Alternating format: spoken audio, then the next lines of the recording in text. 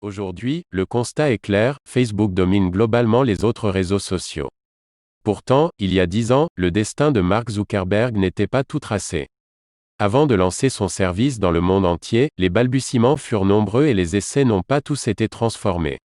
Une infographie, réalisée par MyLife, nous propose de redécouvrir l'histoire de Facebook, des débuts jusqu'à nos jours. Si certaines étapes sont bien connues, d'autres anecdotes méritent le détour. Tout commence en octobre 2003, Facebook ne sera lancé que l'année suivante, mais le premier projet de Mark Zuckerberg voit le jour.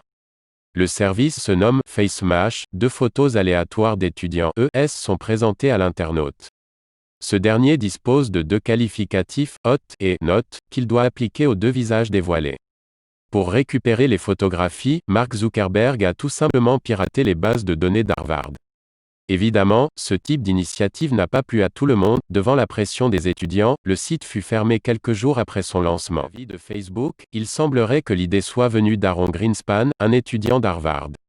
En septembre 2003, il intègre un trombinoscope à son service House System, baptisé Facebook. L'outil est utilisé par 7000 étudiants de l'université, dont Mark Zuckerberg. En décembre, ce dernier travaille sur le projet harvardconnection.com avec 3 collègues. Avant de leur faire faux bond et lancer son propre site en solo. En janvier 2004, il dépose le domaine thefacebook.com. Le réseau social est né, en 24 heures, 1200 étudiants s'inscrivent sur le service. En un mois, 50% des étudiants d'Harvard deviennent membres du site. En mars 2004, le réseau social intègre 3 nouvelles universités, Stanford, Columbia et Yale. En juin, 150 000 étudiants sont inscrits au sein de 30 campus et les premiers investisseurs viennent soutenir le réseau. Peter Thiel, fondateur de PayPal, injecte $500 000 et acquiert 10,2% de la société. La suite est plus ou moins connue, le réseau social n'a depuis cessé de grandir, jusqu'à entrer en bourse et accueillir plus d'1 milliard de membres actifs.